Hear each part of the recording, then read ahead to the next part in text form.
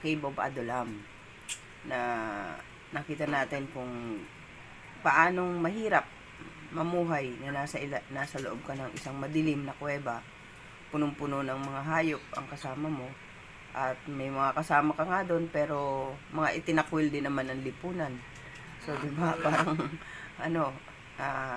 lalo na yung pang-araw-araw mong kailangan at yung yung pagkain mo, 'di ba? Lahat ng 'yon suffered a lot sa atin. Tingnan lang natin yung mamuhay ka nang hindi ka komportable, 'di ba?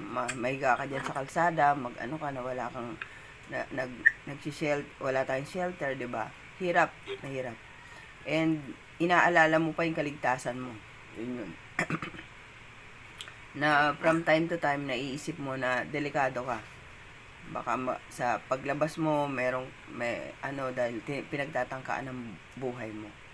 And it is very relevant to us ngayon na kung saan may pagkatakot ka ngayon.